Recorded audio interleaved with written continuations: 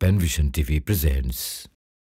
সম্মানিত প্যারেন্টস, আমরা প্যানভিশনের নিয়মিত আয়োজন প্যারেন্টিং সেশনের আজকে 26তম পর্ব শুরু করতে যাচ্ছি।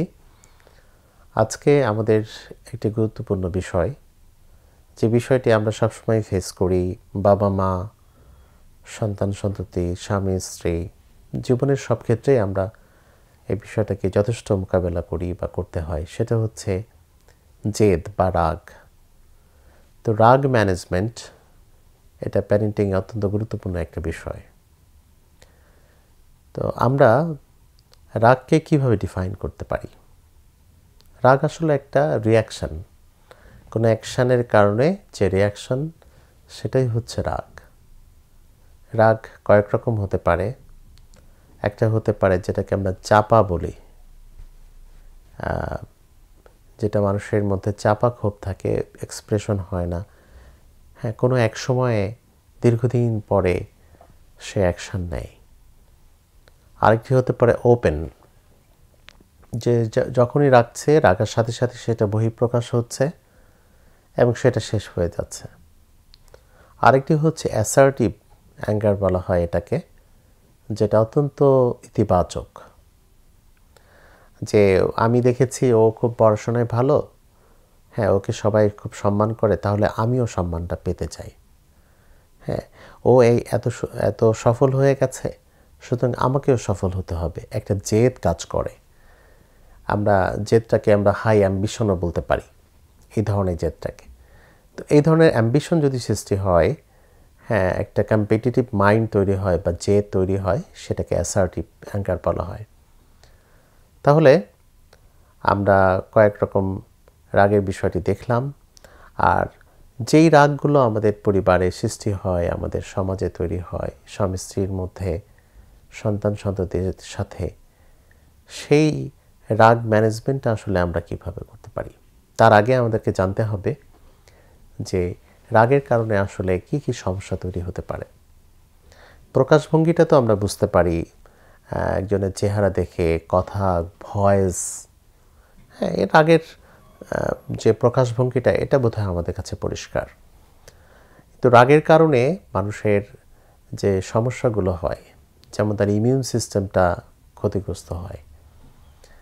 যে রেগে যায়, অনেক বেশি রেগে যায়, তার ভাস্কুলার ডিজিজ হতে পারে। বিজ্ঞানীরা দীর্ঘদিন ধরে 10 থেকে 15 বছরের একটা গবেষণা করেছে 4000 মানুষের উপরে। যারা রেগে যায়, যারা ঘন ঘন রেগে যায়, যারা নিজেকে নিয়ন্ত্রণ করতে পারে না, যারা রাগ করে না, তাদের চাইতে তাদের ক্যান্সার হওয়ার সম্ভাবনা অনেক বেশি। এবং তার যেহেতু ইমিউন সিস্টেমটা ভালো না, এই জন্য সব ধরনের রোগী হতে পারে।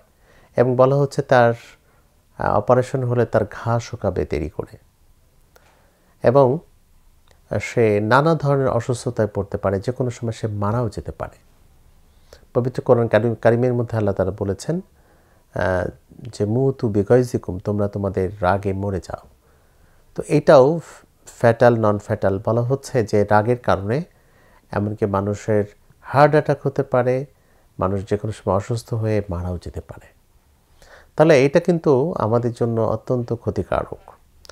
আরেকটি হচ্ছে এই রাগ, পরিবারের মধ্যে অভিমান, হ্যাঁ, অনেক বেশি জেদ, এর কারণে কি সমস্যা হতে পারে?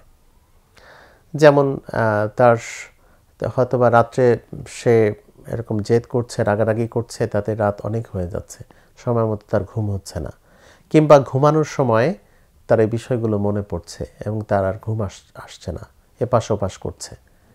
তাহলে তার ডিসিপ্লিনের ক্ষেত্রে, পারিবারিক ডিসিপ্লিনের ক্ষেত্রে এটা একটা বড় ধরনের বিপর্যয় সৃষ্টি করছে।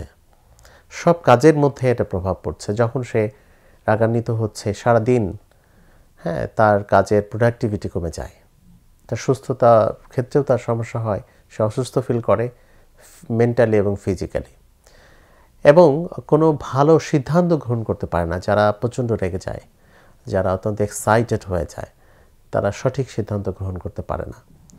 তাহলে আমরা বলবো যে রাগের যথেষ্ট নেতিবাচক দিক আছে।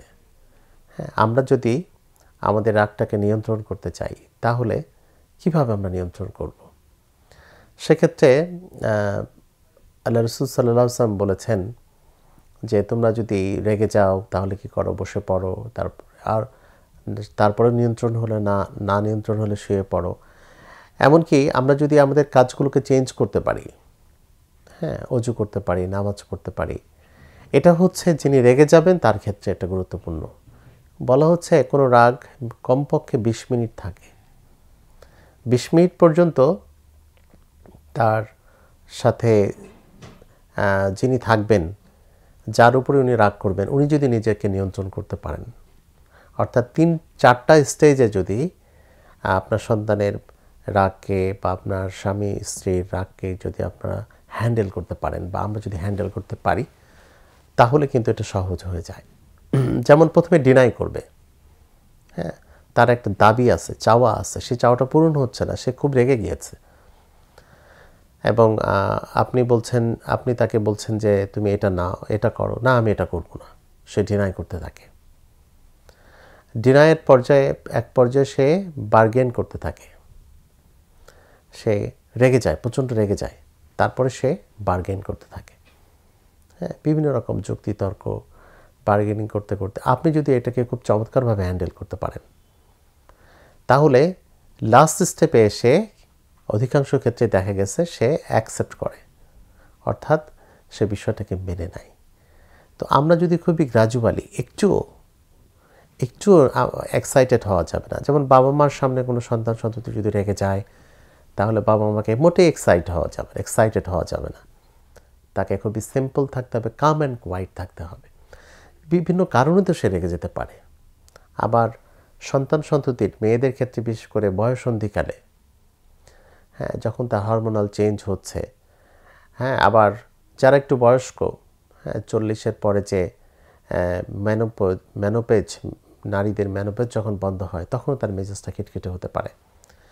তো আমরা টিনেজার ক্ষেত্রে দেখেছি যে তার বয়ঃসন্ধিকালে এমন কিছু হরমোনাল চেঞ্জ হয় যে কারণে তার কোনো সময় তার একটু মন খারাপ, মেজাজটা খিটখিটে, হ্যাঁ, আমরা কিন্তু তাকে ব্লেম করতে থাকি যে তুমি কেন এখন পড়াশোনা করছো না, কেন তুমি স্বাভাবিক হচ্ছ না, কিন্তু তার মধ্যে কিছু শারীরিক সমস্যা হচ্ছে।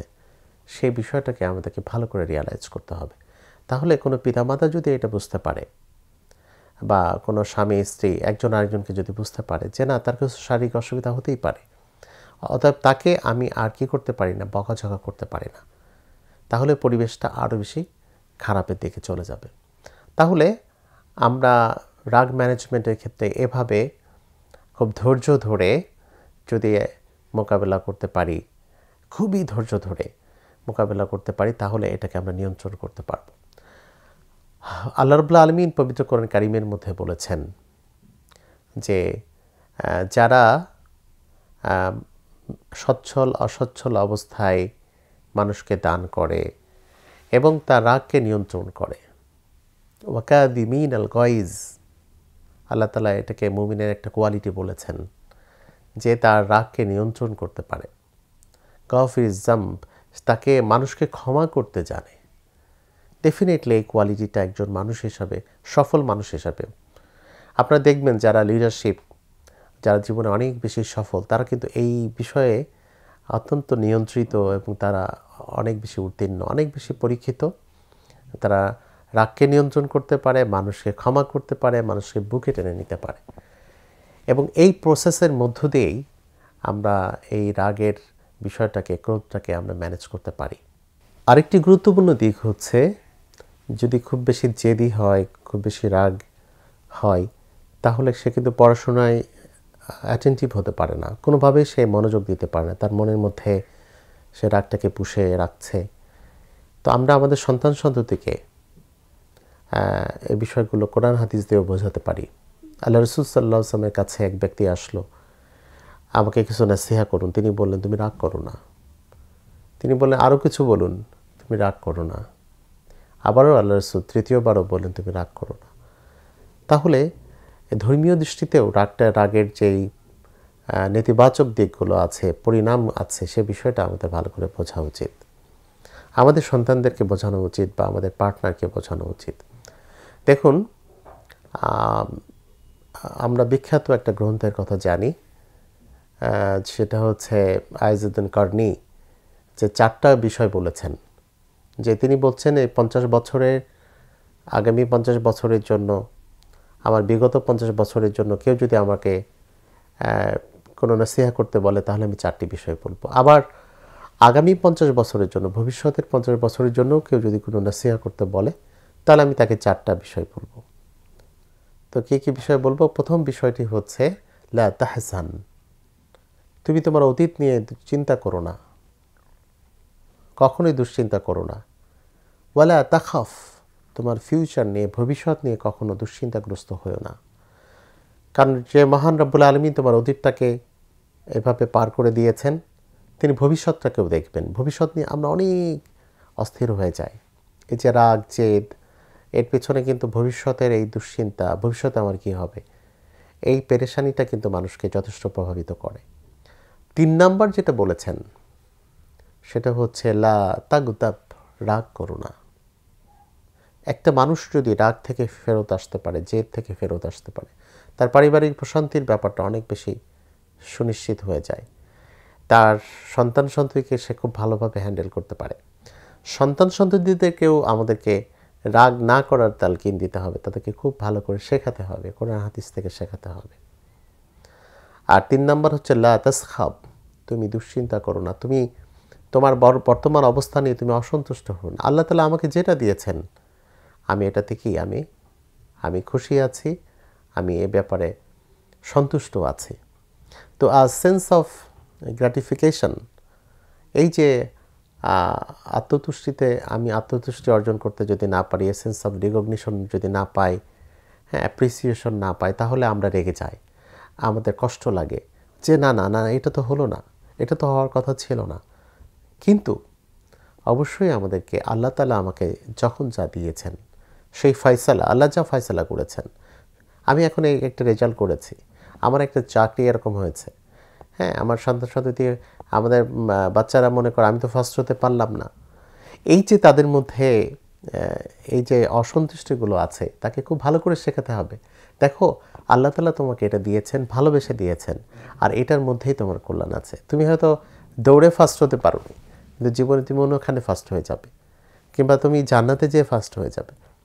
নানাভাবে আমাদের সন্তানদেরকে আমরা যদি গাইড করতে পারি, আমাদের পরিবারকে যদি আমরা নিয়ন্ত্রণ করতে পারি, তাহলে পরিবারের রাগ ম্যানেজমেন্ট, জেদ ম্যানেজমেন্ট, আমাদের রাগ এবং জেদ ম্যানেজমেন্টে আমরা সফল হতে পারবো এবং আমাদের পরিবারে আমরা যথাযথভাবে আমাদের দায়িত্ব পালন করতে পারবো। আমাদের সুন্দর পরিবার, আদর্শ পরিবার হিসেবে আমাদের পরিবারগুলোকে গঠন করতে পারবো ইনশাআল্লাহ। আসসালামু আলাইকুম ওয়া রাহমাতুল্লাহি ওয়া বারাকাতুহু।